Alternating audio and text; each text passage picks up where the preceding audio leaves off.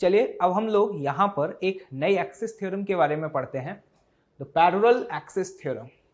देखिएगा, जैसे कि एक बॉडी, इस गिवन बॉडी का मास है m और ये है सेंटर ऑफ मास। अगर मुझे इस गिवन बॉडी का उस एक्सिस के अबाउट मोमेंट ऑफ इनर्शिया पता हो, जो कहां से पास हो रहा है, सेंटर ऑफ मास से, और उसकी वैल्यू को मैं लिखता हूं सपोज ICOM, तो अब मैं स्पेस में कोई भी एक्सिस जो कि इस गिवन एक्सिस के क्या हो, पैरेलल हो। देखिएगा, सपोज मैंने यहां पर एक एक्सिस ड्रॉ किया और इस एक्सिस और इस एक्सिस के बीच का जो परपेंडिकुलर डिस्टेंस है ना, वो d है, और ये गिवन एक्सिस इस एक्सिस के क्या है, पैरेलल, और इसके अबाउट मोमेंट ऑफ इनर्शिया है I। तो पैरेलल एक्सिस थ्योरम का स्टेटमेंट है कि हम I की वैल्यू को लिख सकते हैं ICOM plus md²। This is the most important. यहां पर आपको देख करके समझ में आ रहा है कि अगर वो एक्सिस जो कहां से पास करे, सेंटर ऑफ मास से, उस एक्सिस के अबाउट अगर मुझे मोमेंट ऑफ इनर्शिया पता हो, तो स्पेस में कोई भी एक्सिस जो कि इस गिवन एक्सिस के क्या है, पैरेलल है, उसके अबाउट हम मोमेंट ऑफ इनर्शिया कैलकुलेट कर सकते हैं। जैसे कि ये एक्सिस, इसके अबाउट अगर बॉडी का मोमेंट ऑफ इनर्शिया I है, तो हम I की वैल्यू को क्या लिख सकते हैं, ICOM प्लस md²। वहां d क्या है, इन दो एक्सिस के बीच का परपेंडिकुलर डिस्टेंस। क्लियर? अब देखिएगा, परपेंडिकुलर एक्सिस थ्योरम आपने पढ़ी थी, वहां पे आपको बताया था कि ये थ्योरम सिर्फ और सिर्फ प्लेनर ऑब्जेक्ट के लिए वैलिड है, लेकिन यहां पैरेलल एक्सिस थ्योरम में ऐसा कोई भी कंस्ट्रेंट नहीं है। मतलब पैरेलल एक्सिस थ्योरम हर टाइप की बॉडीज के लिए वैलिड होगा, चाहे वो प्लेनर ऑब्जेक्ट हो या फिर ना हो। This is the most important point. लिख लेते हैं क्या, this theorem is valid for all bodies। Clear?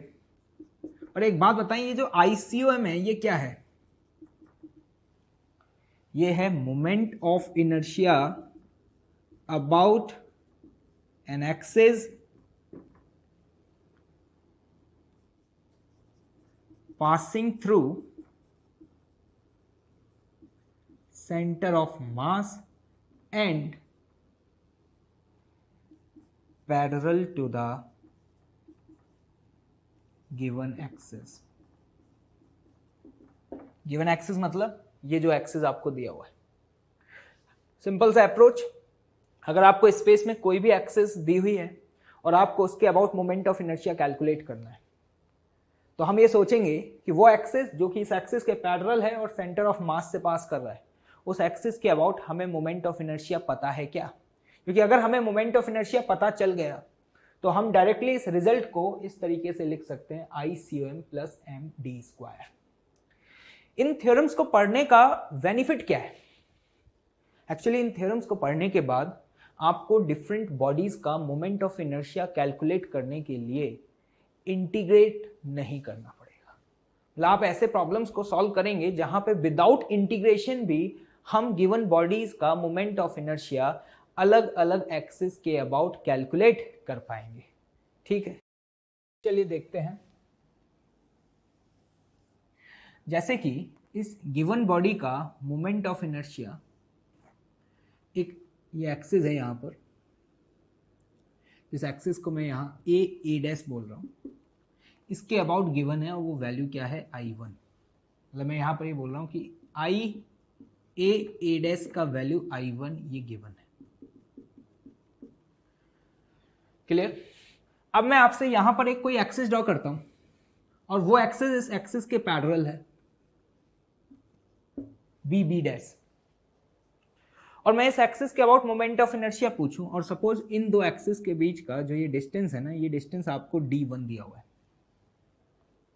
तो एक बात बताएं, क्या मैं यहां पर ये एक्सप्रेशन लिख सकता हूं क्या, I B B dash is equal to I A dash plus M D one square.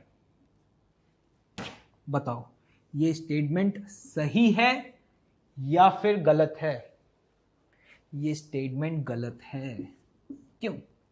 क्योंकि जब आप यहां पर आई बी बी डैश कैलकुलेट कर रहे हैं ना, तो ये जो टर्म आपने लिखा है ये उस एक्सिस के अबाउट मोमेंट ऑफ इनर्शिया नहीं है जो कहां से पास करे, सेंटर ऑफ मास से।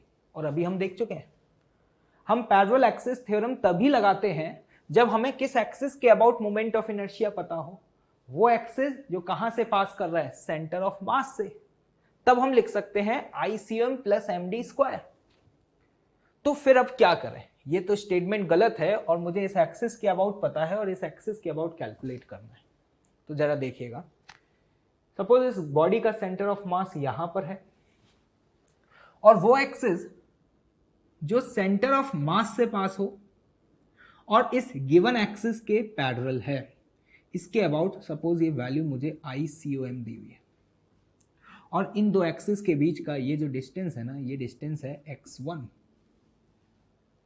तो बताएं पैरेलल एक्सिस थ्योरम से मैं स्टेटमेंट क्या लिख सकता हूं? ध्यान से देखिएगा, ICOM plus m into x1 square is equal to what, IA dash, जिसकी वैल्यू क्या है I1। समझ में आया मैंने क्या किया?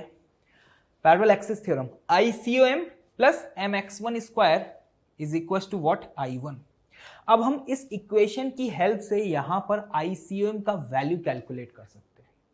जब हमें यहां से ICOM का वैल्यू पता चल जाएगा ना, तो अब ध्यान से देखना, अगर ये डिस्टेंस x1 है तो बताएं ये डिस्टेंस कितना होगा, d1 माइनस x1। तो मैं पैरेलल एक्सिस थ्योरम दोबारा से लगा करके इस एक्सिस के अबाउट कैलकुलेट कर सकता हूं। कैसे? जरा ध्यान से देखिएगा, ICOM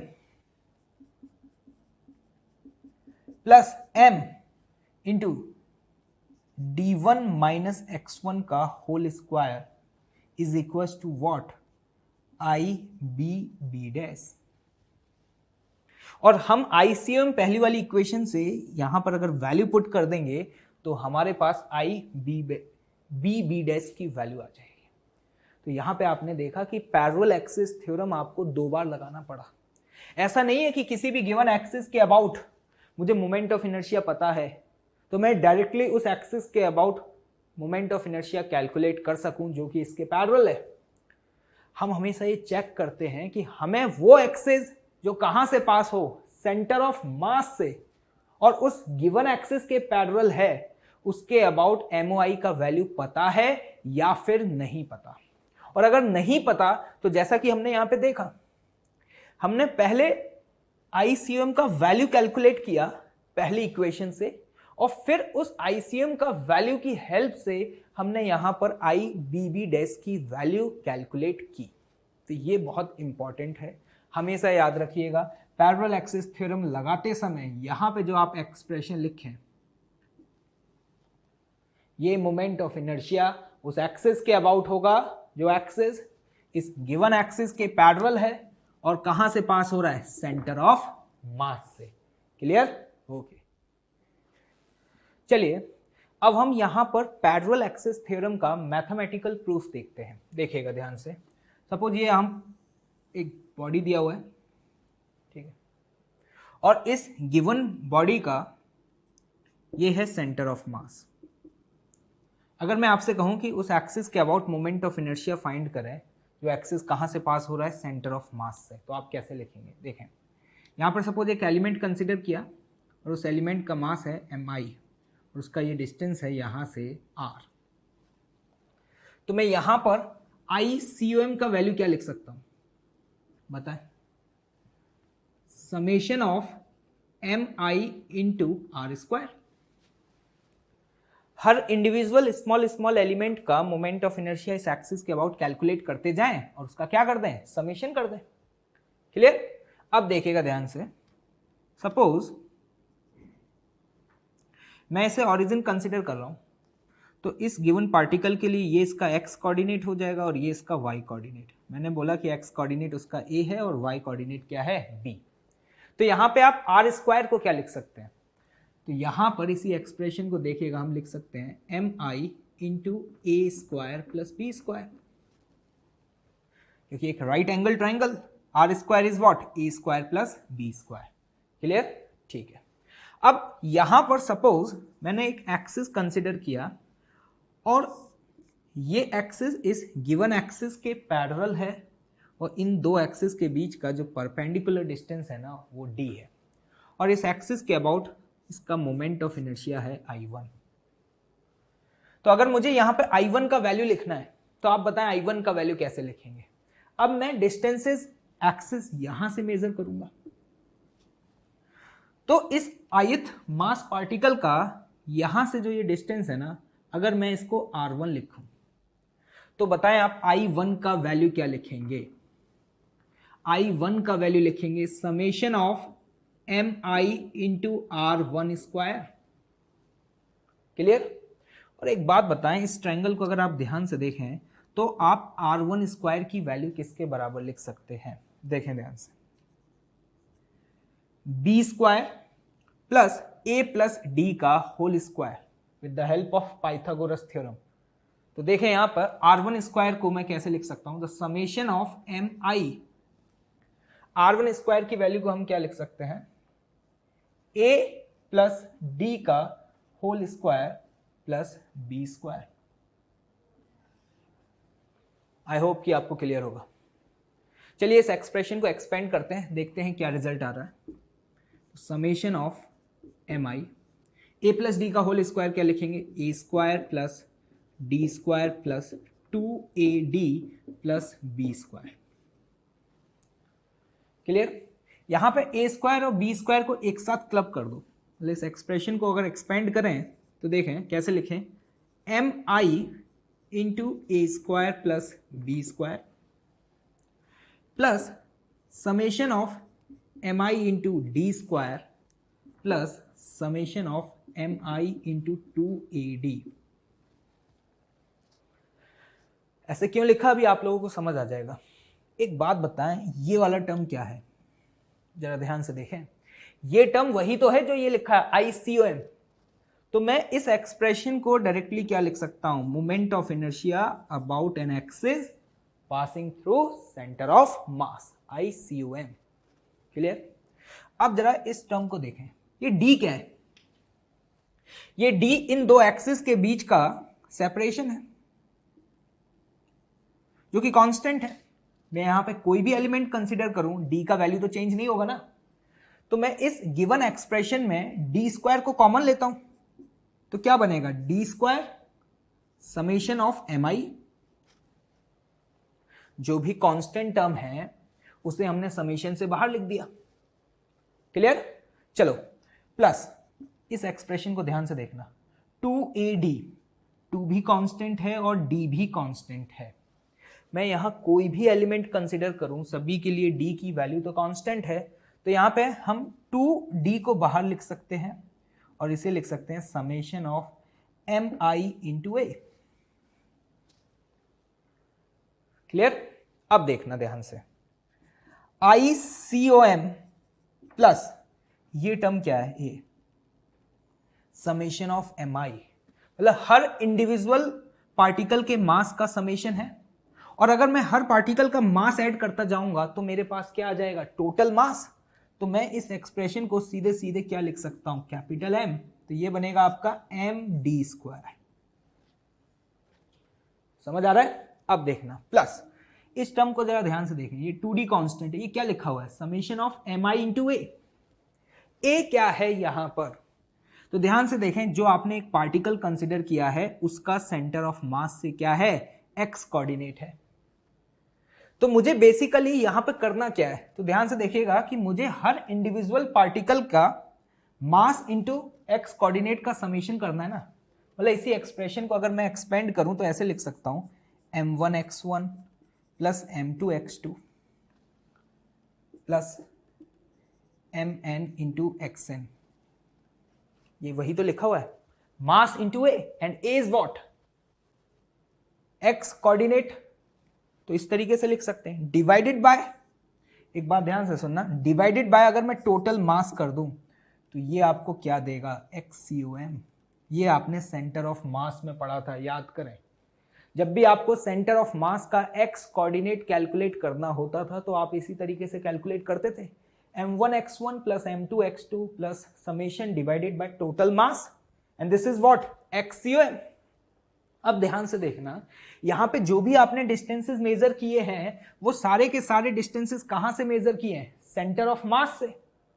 तो सेंटर ऑफ मास का अगर मैं पूछूं x कोऑर्डिनेट क्या होगा, तो वो तो 0 होगा ना। तो यहां पर हम XCOM की वैल्यू क्या कर देंगे, 0, क्योंकि हम ऑलरेडी सारे डिस्टेंसेस सेंटर ऑफ मास से ही तो मेजर कर रहे हैं ना। क्लियर? तो ये 0 होने का मतलब क्या है, ये पूरा टर्म क्या होगा,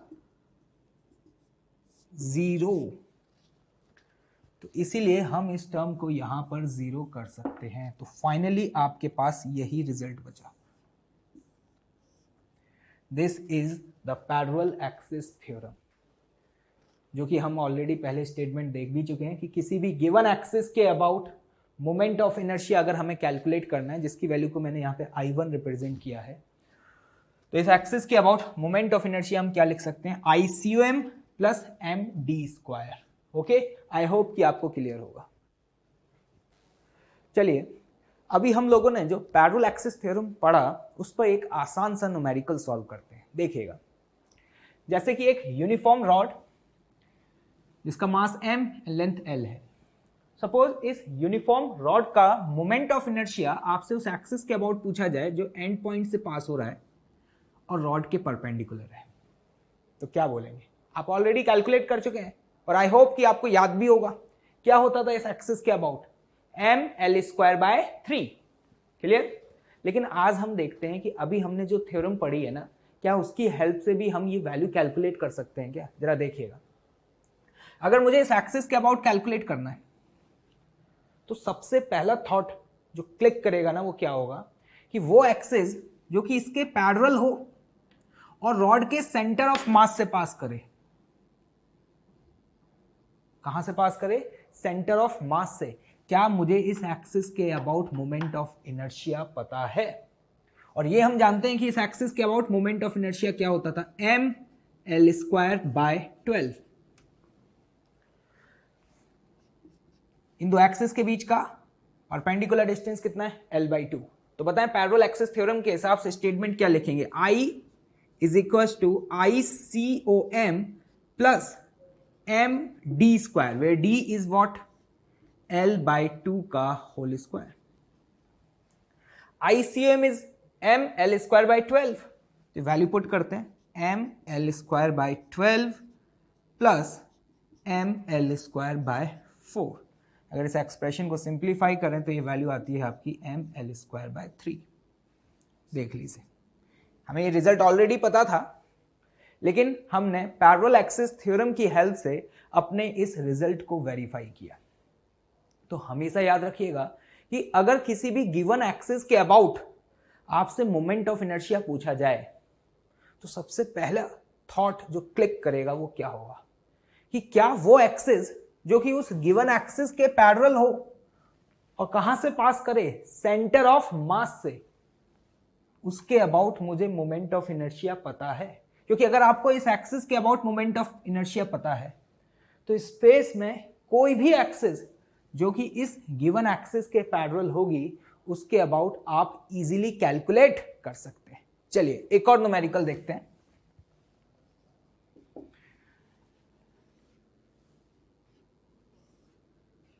यही सेम यूनिफॉर्म रॉड और यहां पर एक एक्सिस है, ठीक, और इस एक्सिस का एंड से ये जो डिस्टेंस है ना, ये डिस्टेंस आपको l/3 गिवन है। अब आपसे पूछा जाए कि इसके अबाउट बताएं मोमेंट ऑफ इनर्शिया क्या होगा। चलिए बताएं आप लोग क्या अप्रोच लगाएं। क्या हम यहां पर डायरेक्टली इस एक्सिस के अबाउट क्या होता है, ml²/3 प्लस md² और d इज व्हाट, l/3 लगा के कैलकुलेट कर सकते हैं। मैंने क्या बोला, ध्यान से सुनिएगा। इस एक्सिस के अबाउट पता है, इन दो एक्सिस के बीच का डिस्टेंस भी पता है, तो ml²/3 plus m into L/3 का होल स्क्वायर लगा के क्या हमारे पास I का वैल्यू आ जाएगा क्या? नहीं। क्यों? क्योंकि हमेशा ICOM कैलकुलेट करते हैं, हमेशा उस एक्सिस को शिफ्ट करते हैं जो एक्सिस कहां से पास हो, सेंटर ऑफ मास से। और ये वो एक्सिस है, ना कि ये एक्सिस है। और इस एक्सिस के अबाउट क्या है, mL²/12। ये है आपका क्या, ICOM। और इन दो एक्सिस के बीच का जो परपेंडिकुलर डिस्टेंस है ना, वो L/3 नहीं है, वो ये डिस्टेंस है। और ये डिस्टेंस क्या होगा, सपोज ये डिस्टेंस अगर D है, तो मुझे बताएं D का वैल्यू आप क्या लिखेंगे? D का वैल्यू होगा L/2 minus L/3 and this is what, L/6। तो अब मैं पैरेलल एक्सिस थ्योरम लगा के इस एक्सिस के अबाउट कैलकुलेट कर सकता हूं। तो बताएं कैसे कैलकुलेट करेंगे? I is equal to ICOM, where ICOM is what, mL²/12 plus mD² and the value of D is what, L/6 का होल स्क्वायर। अब इस एक्सप्रेशन को हम सिंप्लीफाई कर लेते हैं, तो देखिएगा ध्यान से, mL²/12 प्लस mL²/36, तो ये वैल्यू आपके पास आती है क्या, 4mL²/36। 4 से कैंसिल आउट करें तो value mL²/9। This is the correct answer. हमेशा याद रखिएगा, जब भी ये एक्सप्रेशन लिखेंगे ना, I = ICOM प्लस MD², तो ये वैल्यू हमेशा किस एक्सिस के अबाउट होनी चाहिए, जो कि इस गिवन एक्सिस के पैरेलल है और साथ ही साथ कहां से पास हो, सेंटर ऑफ मास से। ओके, ठीक है। चलिए अगला न्यूमेरिकल सॉल्व करते हैं। देखिएगा ध्यान से क्या है प्रॉब्लम। एक यूनिफॉर्म रिंग जिसका मास m एंड रेडियस r ये गिवन है। इस यूनिफॉर्म रिंग का मोमेंट ऑफ इनर्शिया आपसे इस एक्सिस के अबाउट पूछा जा रहा है। और ध्यान से देखना, ये जो एक्सिस है ना, this is what, a tangent to the ring. मतलब हमें इस टेंजेंट के अबाउट इस गिवन रिंग का मोमेंट ऑफ इनर्शिया निकालना है, और जिसकी वैल्यू हमें क्या दी हुई है, I1। बताएं, मेथड बताएं, क्या अप्रोच लगाएं। तो एक बात बताएं मुझे, क्या मुझे वो एक्सिस जो कि इस गिवन एक्सिस के पैरेलल हो और रिंग के सेंटर ऑफ मास से पास करे, ध्यान से देखना, this is what, along the diameter, क्या इस एक्सिस के अबाउट मोमेंट ऑफ इनर्शिया पता है क्या? पता है, ये हम कैलकुलेट भी कर चुके हैं जब हमने क्या पढ़ा था, परपेंडिकुलर एक्सिस थ्योरम। और पता ना इस एक्सिस के अबाउट वैल्यू क्या आ रही थी आपकी, याद हो, mR²/2, दिस इज ICOM। तो अगर मुझे इस एक्सिस के अबाउट पता है, तो स्पेस में कोई भी एक्सिस जो कि इस गिवन एक्सिस के पैरेलल होगी, क्या मैं कैलकुलेट कर सकता हूं क्या? आसानी से कैलकुलेट कर सकते हैं। और बताएं इन दो एक्सिस के बीच का ये परपेंडिकुलर डिस्टेंस क्या है, r। तो अब हम यहां पर पैरेलल एक्सिस थ्योरम लगा के ICOM प्लस mR² क्या I1 की वैल्यू कैलकुलेट कर पाएंगे? बताएं वैल्यू क्या आएगी। तो जरा ध्यान से देखिएगा, I1 की वैल्यू हम लिखने जा रहे हैं, तो I1 की वैल्यू क्या लिखेंगे, ICOM is what, plus mD²। तो देखिए वैल्यू आपके पास क्या आ रही है, 3mR²/2। क्लियर? चलिए यहां पर एक और एक्सिस दी हुई है, जरा ध्यान से देखिएगा। ये एक्सिस यहां से रिंग के एज से पास हो रहा है और इस प्लेन के क्या है, परपेंडिकुलर है। इस एक्सिस के अबाउट मुझे मोमेंट ऑफ इनर्शिया कैलकुलेट करना है। बताएं अप्रोच। क्या मुझे वो एक्सिस जो कि इस गिवन एक्सिस के पैरेलल हो और सेंटर ऑफ मास से पास करे, क्या इस एक्सिस के अबाउट रिंग का मोमेंट ऑफ इनर्शिया पता है? हाँ, कैलकुलेट किया हुआ है। पता है इस एक्सिस के अबाउट रिंग का मोमेंट ऑफ इनर्शिया क्या होता था? कौन सा एक्सिस है ये, जो सेंटर से पास हो रहा है और प्लेन के परपेंडिकुलर है? याद करें, mR²। तो मैं यहां पर ध्यान से देखना, अगर I2 की वैल्यू कैलकुलेट करनी है ना, तो कैसे लिखूंगा, I2 = ICOM। ICOM मतलब ये, इसके अबाउट आप क्या लिखेंगे, mR² प्लस mR²। तो ये वैल्यू आपके पास क्या आती है, 2mR²। क्लियर? तो आप यहां पे देख पा रहे हैं, जब भी आपसे किसी भी गिवन एक्सिस के अबाउट मोमेंट ऑफ इनर्शिया पूछा जा रहा है, तो हम सबसे पहले क्या सोचते हैं कि वो एक्सिस जो कि उस गिवन एक्सिस के पैरेलल है और कहां से पास करे, सेंटर ऑफ मास से, उस एक्सिस के अबाउट पता है या नहीं पता है। जैसे कि जब आपको I1 कैलकुलेट करना था तो आपको पता है इसके पैरेलल जो एक्सिस है वो ये होगी, और ये आपको क्या है, रिंग के लिए क्या है, ये डायमीटर, तो ये हम ऑलरेडी पहले कैलकुलेट कर चुके हैं। इसलिए मैं आपको बता रहा था कि अगर आपको वो रिजल्ट्स याद होंगे ना तो ऐसे न्यूमेरिकल्स को सॉल्व करना आपके लिए बहुत आसान होगा। और आप यहाँ पे देख पा रहे हैं कि हमें यहाँ पर मेथड ऑफ इंटीग्रेशन वगैरह का यूज नहीं करना पड़ रहा, क्योंकि हमें पैरेलल एक्सिस थ्योरम और परपेंडिकुलर एक्सिस थ्योरम्स पता है, तो हम उन थ्योरम्स की हेल्प से इन गिवन बॉडीज का अलग अलग एक्सिस के about moment of inertia calculate कर पा रहे हैं। चलिए एक और न्यूमेरिकल देखते हैं, देखिएगा ध्यान से। एक uniform ring of mass m and radius r, इस रिंग का मोमेंट ऑफ इनर्शिया इस एक्सिस के अबाउट पूछा जा रहा है, जैसा कि आप देख पा रहे होंगे, और ये एक्सिस इस रेडियल लाइन के साथ एंगल 30 डिग्री का बना रहा है। क्लियर? बताएं, मेथड बताएं क्या करें। तो सबसे पहला अप्रोच, क्या वो एक्सिस जो कि इसके पैरेलल हो और कहां से पास करे, सेंटर ऑफ मास से, उस एक्सिस के अबाउट मुझे मोमेंट ऑफ इनर्शिया पता है क्या। तो ध्यान से देखना, ये एक रिंग है और ये वो एक्सिस है जो सेंटर से पास हो रहा है और रिंग के प्लेन में है, तो हम कह सकते हैं डायमीटर है। तो डायमीटर के अक्रॉस रिंग का मोमेंट ऑफ इनर्शिया क्या लिखते थे, mr²/2। क्लियर? अब ध्यान से देखना, अब मुझे इन दो के बीच में परपेंडिकुलर डिस्टेंस निकालना है। क्या ये जो डिस्टेंस है, ये क्या है, रेडियस r, क्या ये परपेंडिकुलर डिस्टेंस है क्या? नहीं। इस समय परपेंडिकुलर डिस्टेंस क्या होगा, दिस वन, और सपोज इसकी वैल्यू d है, तो मुझे इस प्रॉब्लम में पहले d का वैल्यू कैलकुलेट करना होगा। तो चलिए देखते हैं d का वैल्यू कैसे कैलकुलेट करें। तो ध्यान से देखिएगा, ये एंगल 30, ये 90, तो ये एंगल क्या हो गया, 60 डिग्री। तो इस ट्रायंगल में आप cos 60 की वैल्यू क्या लिख सकते हैं, देखिए cos 60 is what, d/r। Clear? और cos 60 का वैल्यू 1/2, तो यहां से d का वैल्यू आपके पास कितना आया, r/2। मतलब यहां पर इन दो एक्सिस के बीच का परपेंडिकुलर डिस्टेंस r ना होकर के कितना होगा, r/2 होगा। अब बहुत आसान है, क्या करें, वही parallel axis theorem, ICM plus MD²। तो यहां पर पैरेलल एक्सिस थ्योरम अगर हम लगाएं तो इस एक्सिस के about suppose moment of inertia I1 है, तो I1 का वैल्यू हम क्या लिखेंगे, ICOM, and ICOM is what, mr²/2 plus md², where d is what, r/2 का होल स्क्वायर। क्लियर? तो बताइए वैल्यू सॉल्व करके क्या आ रही है, यहां पर 3mr²/4।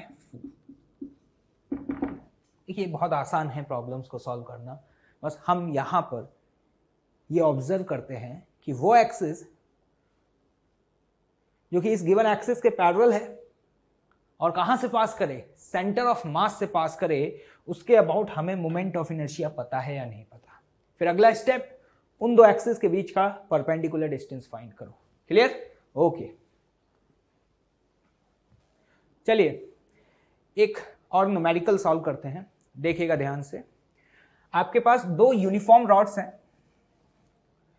और mass of each rod is m and length is l, और इन रॉड्स को इस तरीके से कनेक्ट किया गया है कि ये टी स्ट्रक्चर बना रहे हैं, मतलब टी शेप का स्ट्रक्चर है। तो ये वाला रॉड है ना, इस रॉड को इस गिवन रॉड के मिड पॉइंट से कनेक्ट किया है।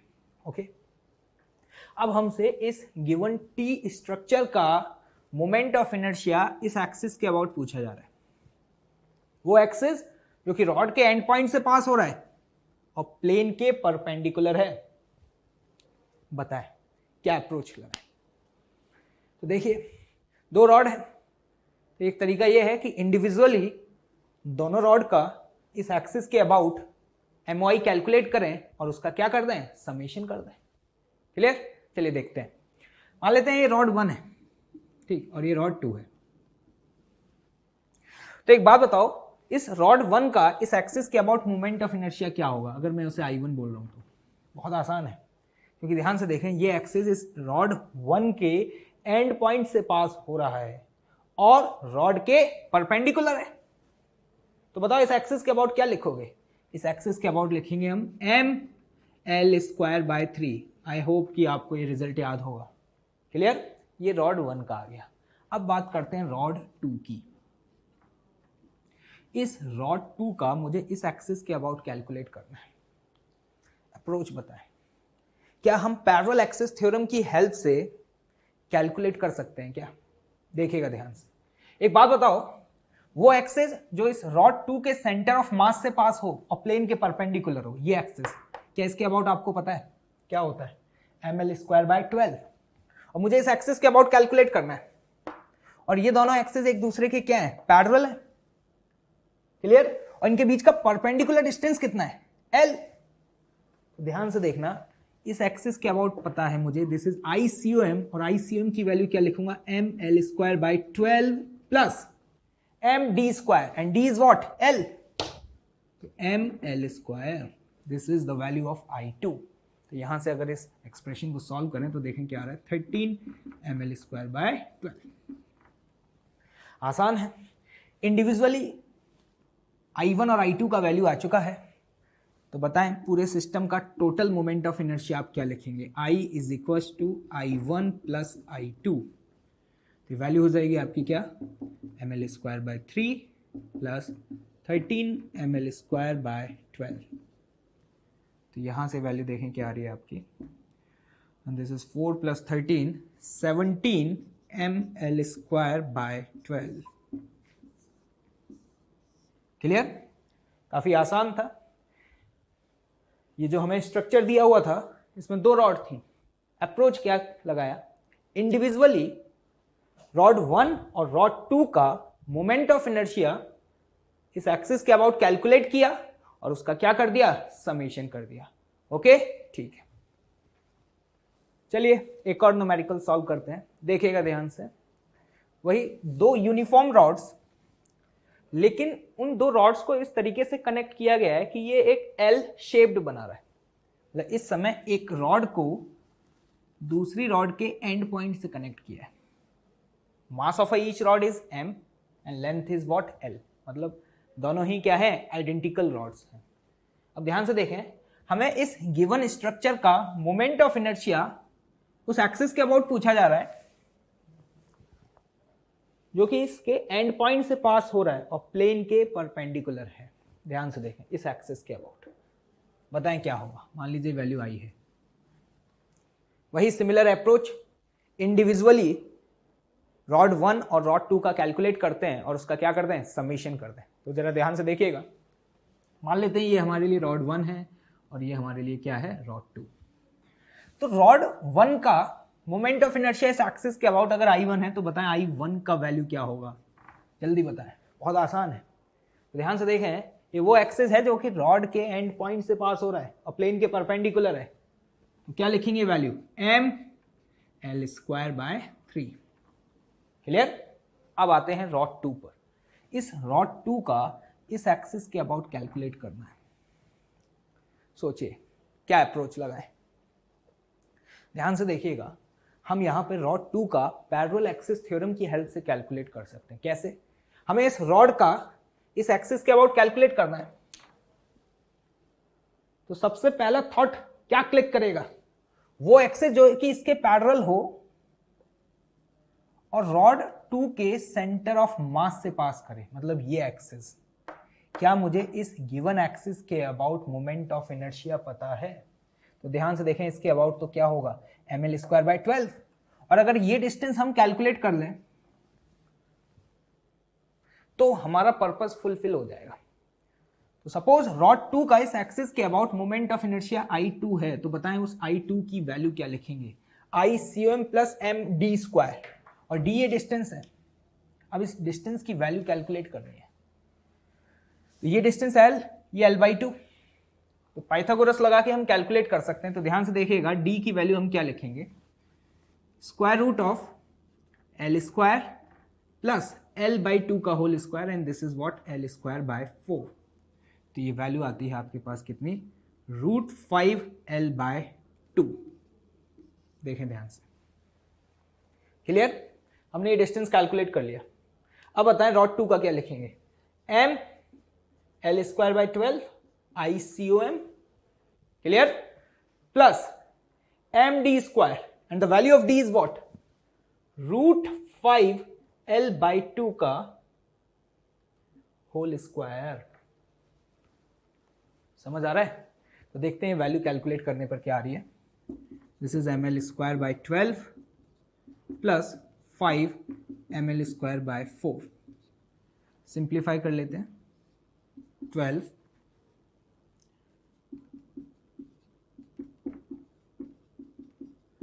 वैल्यू आती है आपके पास 16 ml स्क्वायर बाय 12, जिसे हम सिंप्लीफाई करके क्या लिख सकते हैं, 4/3 ml स्क्वायर।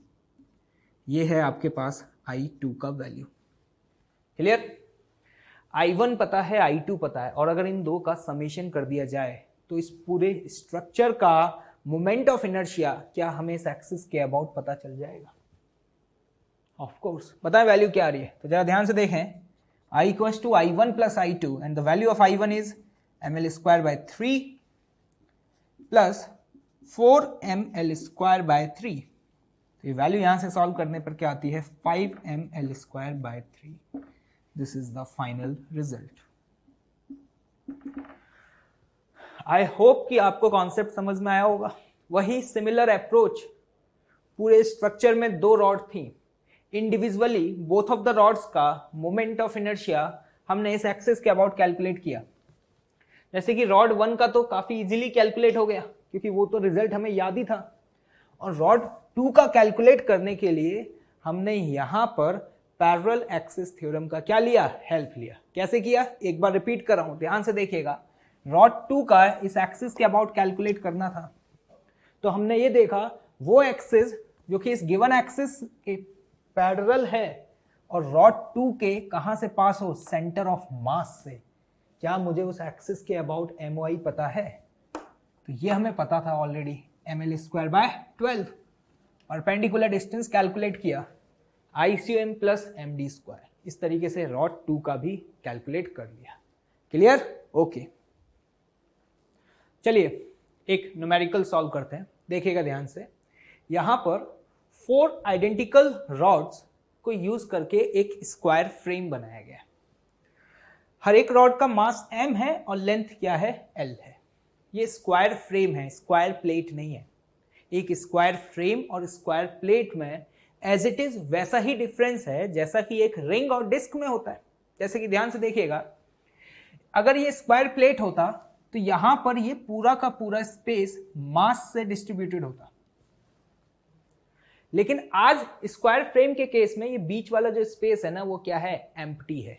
मतलब सिंपली आपने 4 रॉड्स का यूज किया है और ये फ्रेम बन के तैयार हो गया। क्लियर? अब आपसे यहां पर इस गिवन स्ट्रक्चर का मोमेंट ऑफ इनर्शिया पूछा जा रहा है अलग अलग एक्सिस के अबाउट। देखिएगा ध्यान से, यहां पर आपसे पूछा जा रहा है वो एक्सिस जो कि सेंटर से पास हो और प्लेन के परपेंडिकुलर है।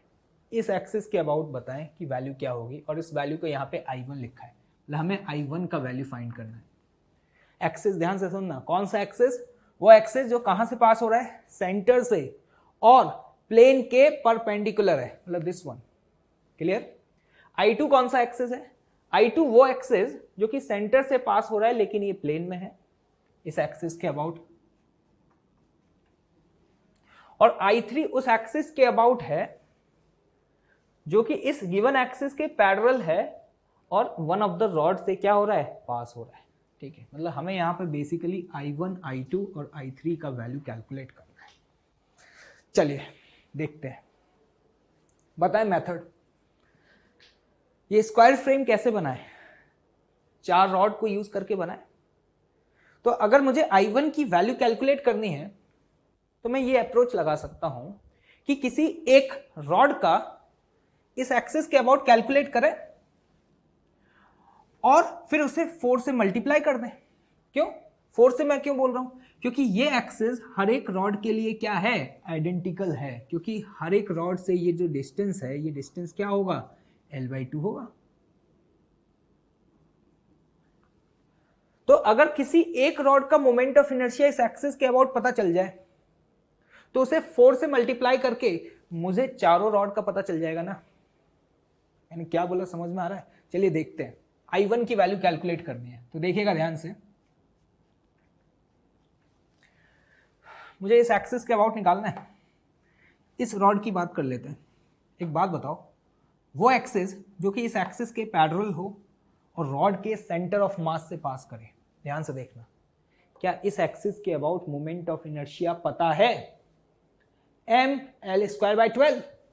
और ये एक्सिस, दोनों एक्सिस क्या है? पैरेलल है। और परपेंडिकुलर डिस्टेंस कितना है? L/2। तो जरा ध्यान से देखना, मैं इस रॉड का मोमेंट ऑफ इनर्शिया क्या लिखूंगा?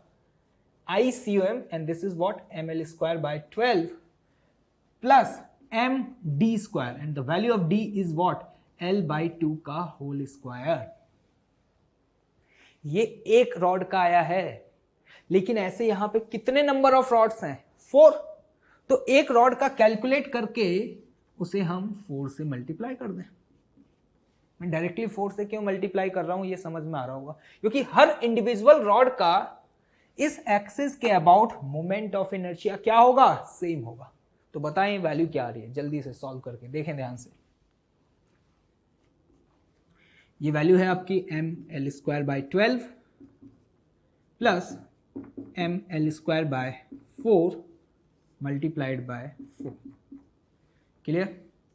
तो सिंप्लीफाई कर लेते हैं इसको। 12 mL² plus 3 mL² multiplied by 4। तो ये कैंसिल आउट होता है, तो ये वैल्यू आती है आपके पास क्या? 4 mL²/3।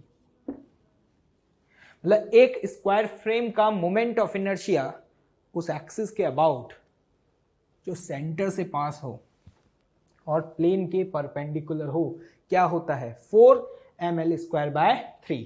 क्लियर? चलिए, ये वैल्यू हमारे पास I1 का आ चुका है। अब I2 कैलकुलेट करना है। ये बताएं कैसे कैलकुलेट करें। एक तरीका तो ये है कि हर इंडिविजुअल रॉड का इस एक्सिस के अबाउट कैलकुलेट करें और उसका समेशन कर दें।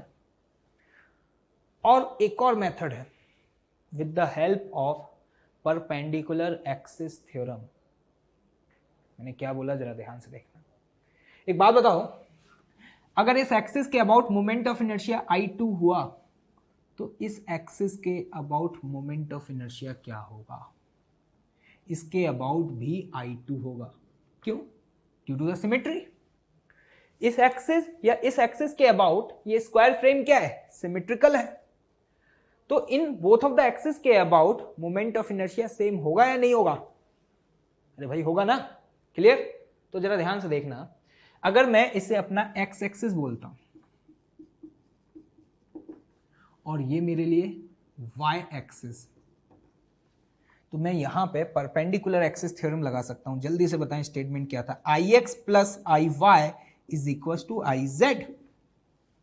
और IZ, जरा ध्यान से देखना, ये IZ ही तो I1 है ना, और I1 का वैल्यू क्या है? 4 mL²/3। और आपको ये समझ में आ रहा है IX और IY का वैल्यू सेम है। तो यहां पर ध्यान से देखना, अगर IX और IY का वैल्यू सेम है तो इसे लिख सकता हूं 2I2 is equals to IZ, and IZ is I1, and the value of I1 is what? 4 mL²/3। 2 से 2 कैंसिल आउट, तो यहां से I2 का वैल्यू आता है क्या? 2 mL²/3। समझ आया कैसे कैलकुलेट किया?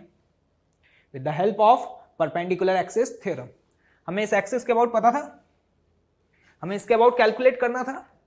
हमने कहा जो इस एक्सिस के अबाउट होगा वही इस एक्सिस के अबाउट होगा। क्यों? Due to the symmetry. एक स्क्वायर फ्रेम है और हमें पता है ये पूरा का पूरा सिस्टम क्या है? एक प्लेनर बॉडी है, और प्लेनर 2D ऑब्जेक्ट के लिए परपेंडिकुलर एक्सिस थ्योरम क्या है? वैलिड है। तो यहां से हमारे पास I2 का वैल्यू भी आ चुका है। चलिए अब आते हैं इसके अगले पार्ट पर, I3। I3 कौन सा एक्सिस है? ये इस एक्सिस के अबाउट कैलकुलेट करना है। बताएं कैसे करेंगे? जरा ध्यान से देखिएगा, I3 के अबाउट हम यहां पर पैरेलल एक्सिस थ्योरम लगा के कैलकुलेट कर सकते हैं। कैसे?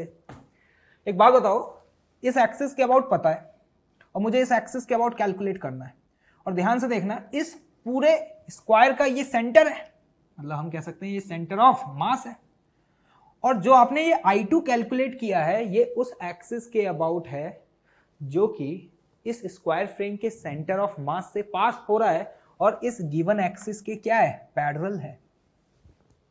अरे है ना भाई? तो जरा ध्यान से देखना, अगर मुझे I3 की वैल्यू कैलकुलेट करनी है तो I3 की वैल्यू क्या लिखूंगा, ICOM, and ICOM is what, I2, और I2 की वैल्यू कैलकुलेट कर चुके हैं जो कि क्या है 2ml²/3 plus md², d is what, perpendicular distance, m, एक बात बताओ यहां पर m का वैल्यू क्या लिखोगे, यहां पर m का वैल्यू 4m होगा। ये जनरल मिस्टेक है जो कि हम कर देते हैं, क्योंकि इस पूरे स्क्वायर फ्रेम का मास m है या 4m है, 4m है, क्योंकि एक रॉड का मास m है तो 4 रॉड्स का मास क्या होगा, 4m। तो जरा ध्यान से देखना, ICOM प्लस m, m में हम क्या लिखेंगे 4md² and the value of d is what, L/2 का होल स्क्वायर। समझ में आया क्या किया, with the help of parallel axis theorem. जरा देखते हैं रिजल्ट क्या आ रहा है यहाँ पे, 2ml²/3 प्लस ml², तो ये वैल्यू क्या आती है आपके पास 5ml²/3, तो यहां से वैल्यू आ गई आपके पास I3 का। क्लियर? तो आई होप कि आपको समझ में आ गया होगा। क्लियर? ओके,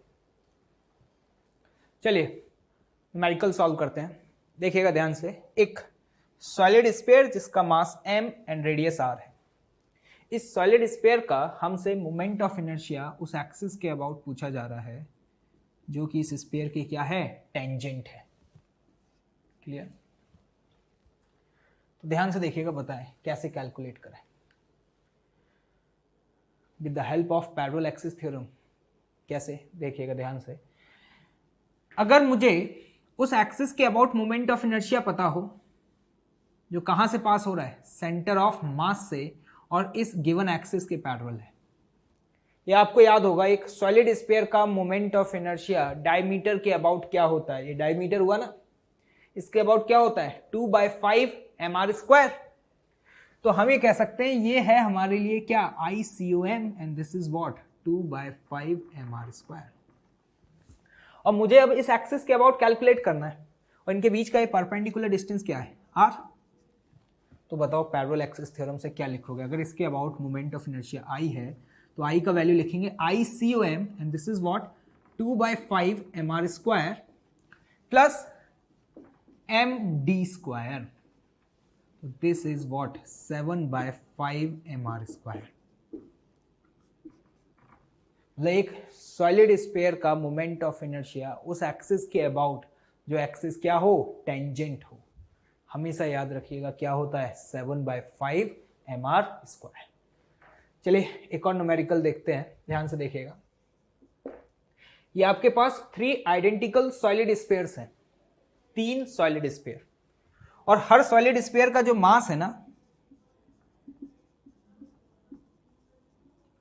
वो m है और रेडियस r है। क्लियर? और अब इस गिवन सिस्टम का मोमेंट ऑफ इनर्शिया इस एक्सिस के अबाउट पूछा जा रहा है। देखें ध्यान से, बताएं क्या होगा। सपोज इस एक्सिस के अबाउट मोमेंट ऑफ इनर्शिया की जो वैल्यू है ना वो I1 है। तो अगर आप ध्यान से देखें, ये जो एक्सिस है वो स्फीयर A और स्फीयर B के लिए टेंजेंट है, और ये स्फीयर C के लिए कहां से पास हो रहा है, फ्रॉम द सेंटर। तो उसके लिए एक्सिस क्या है, डायमीटर है। तो देखना I1 की वैल्यू लिखनी है तो लिखने का तरीका क्या होगा, इंडिविजुअली तीनों स्फीयर का कैलकुलेट करें और उसका समेशन कर दें। लेकिन हमें यहां पे दिखाई दे रहा है स्फीयर A और स्फीयर B का सेम होगा ड्यू टू द सिमेट्री। और स्फीयर A के लिए हम मोमेंट ऑफ इनर्शिया क्या लिखेंगे, अगर ये टेंजेंट है तो अभी कैलकुलेट कर चुके हैं। एक सॉलिड स्फीयर का मोमेंट ऑफ इनर्शिया टेंजेंट के अबाउट क्या होता था 7/5 mr²। तो ध्यान से देखना, स्पेयर ए का हम क्या लिखेंगे डायरेक्टली 7/5 mr², लेकिन जो स्पेयर ए का है वही स्पेयर बी का है, तो इसे मल्टीप्लाई कर देते हैं 2 से, प्लस अब बात करते हैं स्पेयर सी का। तो सी के लिए ये एक्सिस क्या है, सेंटर से पास हो रहा है, और अगर सेंटर से पास हो रहा है तो ये कह सकते हैं ये डायमीटर हुआ। तो डायमीटर एक्सिस के अबाउट हम एक सॉलिड स्फीयर का मोमेंट ऑफ इनर्शिया जानते हैं, क्या होता है 2/5 mr²। क्लियर। अब हम यहाँ पे इस एक्सप्रेशन को सिंप्लीफाई कर लेते हैं, तो देखें ये वैल्यू क्या आ रही है आपके पास 16/5 mr²। This is the moment of inertia. I hope समझ आ गया होगा, काफी आसान था। इंडिविजुअली हमने तीनों स्पेयर का कैलकुलेट किया और उनका क्या कर दिया, समेशन कर दिया। ओके ठीक, चलिए एक न्यूमेरिकल देखते हैं, देखिएगा ध्यान से। एक सेमी सर्कुलर रिंग जिसका मास m एंड रेडियस r, इस सेमी सर्कुलर रिंग का मोमेंट ऑफ इनर्शिया आपसे इस एक्सिस के अबाउट पूछा जा रहा है। ये एक्सिस रिंग के एज से पास हो रहा है और प्लेन के परपेंडिकुलर है, बताएं अप्रोच। जरा देखिएगा ध्यान से, क्या आपको इस सेमी सर्कुलर रिंग का मोमेंट ऑफ इनर्शिया इस एक्सिस के अबाउट पता है, जिसके ज्योमेट्रिकल सेंटर से पास होता था और प्लेन के परपेंडिकुलर है। याद करें हम कैलकुलेट कर चुके हैं, वही होता था जो एक रिंग का होता था, और रिंग का क्या होता था mr²। तो हम यह कह सकते हैं कि इस एक्सिस के अबाउट जो मोमेंट ऑफ इनर्शिया है वो mr² होगा, और ये डिस्टेंस कितना है r। तो अगर मुझे इस एक्सिस के अबाउट पता है और मुझे इस एक्सिस के अबाउट कैलकुलेट करना है, तो क्या मैं पैरेलल एक्सिस थ्योरम लगा के कैलकुलेट कर सकता हूं क्या? बिल्कुल। तो बताओ आप क्या लिखोगे, mr² plus md² and this is what I1। तो ये वैल्यू आती है आपकी कितनी, 2mr² इक्वल्स टू I1। लेकिन पता है ये गलत है, ये पूरा ही गलत है। क्यों? अब ये आप लोग बताएं। क्योंकि जब हम पैरेलल एक्सिस थ्योरम लगाते हैं तो उस समय जब एक्सप्रेशन लिखते हैं ICOM, तो वो उस एक्सिस के अबाउट मोमेंट ऑफ इनर्शिया होता है जो एक्सिस कहां से पास करे, सेंटर ऑफ मास से। और एक बात बताओ, एक सेमी सर्कुलर रिंग का सेंटर ऑफ मास ये है क्या? नहीं भाई, सेंटर ऑफ मास चैप्टर में आपने पढ़ा था, एक सेमी सर्कुलर रिंग का सेंटर ऑफ मास इसके ज्योमेट्रिकल सेंटर से कितना डिस्टेंस ऊपर होता है, 2r/π। यहां होगा सेंटर ऑफ मास। और इस एक्सिस के अबाउट अगर मोमेंट ऑफ इनर्शिया ICOM हुआ तो हम एक्सप्रेशन लिखते ICOM प्लस md²। मतलब हमेशा उस एक्सिस को शिफ्ट करते हैं जो एक्सिस कहां से पास करे, सेंटर ऑफ मास से। लेकिन हमने यहां ऐसा नहीं किया, हमने कहा इस एक्सिस के अबाउट क्या, mr² प्लस mr²। क्या ये सेंटर ऑफ मास से पास होने वाली एक्सिस है क्या? नहीं है। तो ये है मेजर मिस्टेक जो हम लोगों से हो जाती है। तो समझ में आ गया नहीं गलत क्यों है? क्लियर। चलिए अब वैल्यू कैलकुलेट तो करें, क्या आएगी, कैसे निकालें। अगर मुझे इस एक्सिस के अबाउट निकालना है तो मुझे इस एक्सिस के अबाउट पता होना चाहिए, लेकिन मुझे इस एक्सिस के अबाउट तो नहीं पता, लेकिन इसके अबाउट तो पता है ना। तो ध्यान से देखना, इस एक्सिस के अबाउट मोमेंट ऑफ इनर्शिया अगर mr² है तो मैं उसे क्या लिख सकता हूं, ICOM plus md² and the value of d is what, 2r/π का होल स्क्वायर। तो यहां से मेरे पास ICOM का वैल्यू आ जाएगा। और जरा बताएं यहां से ICOM का वैल्यू क्या आ रहा है, ICOM का वैल्यू आ रहा है आपका mr² 1 - 4/π²। क्लियर। तो अगर अब मुझे इस एक्सिस के अबाउट पता चल गया तो अब मैं इजीली इस एक्सिस के अबाउट कैलकुलेट कर सकता हूं।